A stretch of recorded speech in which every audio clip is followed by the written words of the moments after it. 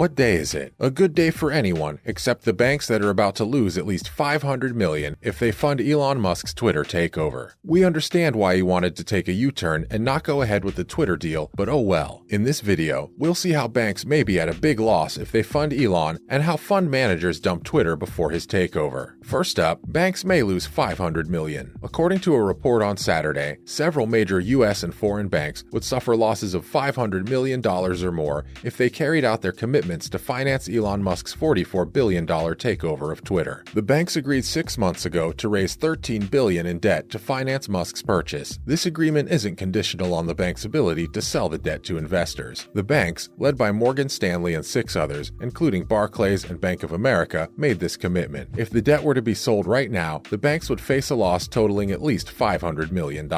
With returns on risky junk bonds and leveraged loans surging, the credit markets have worsened as a result of higher interest rates tied to efforts to reduce record inflation. Banks agreed to terms with lower yields than the market would now accept when the Musk Twitter deal was financed in April, potentially resulting in write-downs. Moving on, apparently the transaction fees were also removed. Reportedly, $400 million of the $500 million that the banks are estimated to have in debt are unsecured. And not just that, they excluded the fees through which the banks would usually earn during transactions. According to Howard Fisher, who's a Moss's Singer law firm partner, the banks would probably like to get out of the deal. He said that the deal makes less sense for them now, and the debt will be harder to syndicate to investors. Musk abruptly ended his 3-month attempt to end the Twitter agreement through a U.S. court in Delaware last week, citing the prevalence of fake accounts on the social media platform. 20% of Twitter users are estimated to be completely fake. Coming up, Musk's plans with Twitter aren't primarily financial. The billionaire CEO of Tesla and SpaceX also renounced attempts to reduce the deal's $44 billion price tag by $10 billion. Twitter shares would have traded as much as $20 below the $54 per share agreed in April, declaring that he would accept the original terms of the agreement. Musk claimed in an interview with Financial Times that his interest in the business has never been primarily financial. Elon Musk said that he isn't doing Twitter for the money. It's not like he's buying some yacht that he can't afford, but he considers it crucial that individuals have a highly reliable and inclusive method of exchanging ideas, and that it should be as transparent and reliable as possible. However, Twitter did not immediately abandon the legal action it's bringing to coerce Musk into submission. According to Musk's attorneys, to order defendants to do what they're already doing, there isn't any need for an accelerated trial. Twitter, however, will not accept yes as a response. Surprisingly, they've insisted on moving forward with the lawsuit, recklessly jeopardizing the deal and risking the interests of their stockholders. Twitter, however, said that this was an attempt to stop the litigation and further delay it. Up next, Musk's request to delay the trial was granted. Musk's request to postpone the trial that was set to begin on October 17 was granted by the judge presiding over the case, Kathleen McCormick. Assuming they received the money from the debt financing, Musk's lawyer said they could close the deal by October 28. However, some are still warning that, despite incurring significant losses, there aren't many legal or reputational ways for banks to avoid providing financing. According to Fisher, it would typically be difficult for deals to move forward, but if they were dependent on bank financing and that financing was not absolutely certain. However, McCormick has stated that she would schedule a trial for November if the deal does not close later this month. Moving on, fund managers are dumping Twitter before Musk takes over. Next, a major investor dumped Twitter stock during the Musk saga. Activist investors sold their equity shares when Musk took over the company, causing the share prices to fluctuate immensely. Elliott Management had a significant impact on the company's restructuring,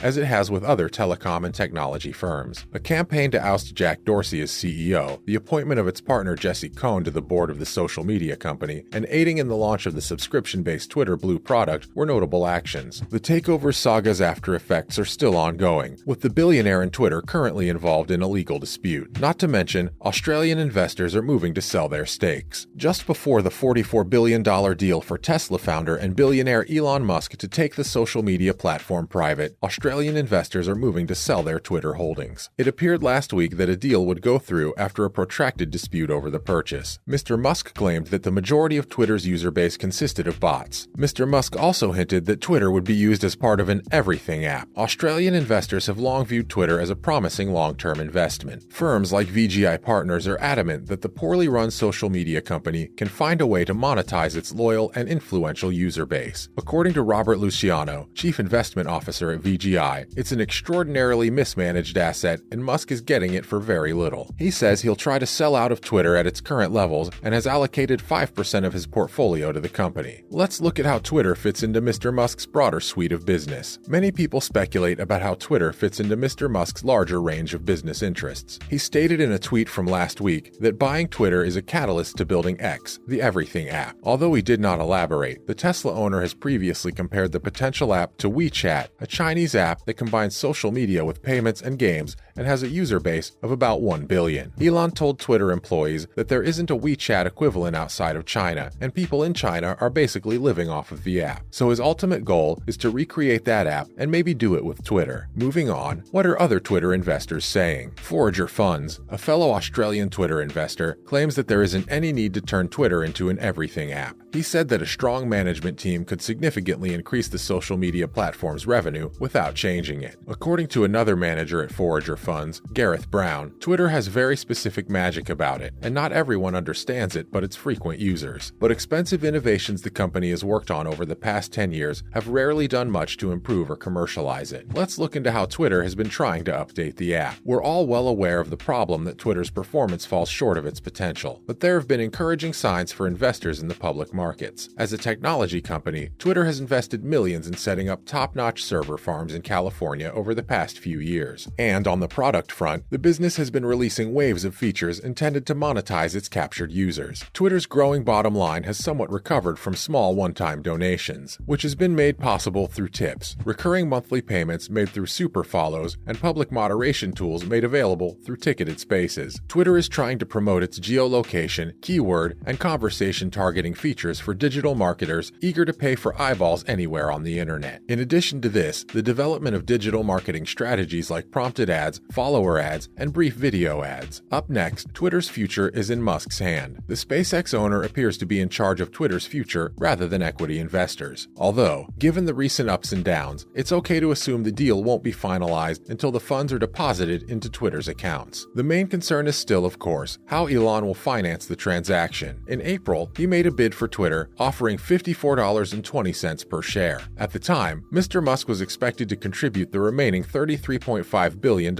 and Morgan Stanley led a group of banks in providing $13 billion in debt financing. Since then, there have been brutal market sell-offs and a sharp increase in the price of technology stocks. This has an impact on Musk's personal wealth, as well as the price of Twitter, the majority of which comes from his ownership in Tesla, his electric vehicle company. For Mr. Musk to be able to pay the $33.5 billion price tag, analysts have been calculating how much Tesla stock he must sell. Text messages between Elon Musk and well-known investors, such as Oracle's Larry Ellison and venture capitalist Andreessen Horowitz, were made public during the court case with Twitter. Twitter was brought against Mr. Musk when he attempted to back out of the agreement. According to the text messages, he had secured equity commitments worth about $7.1 billion.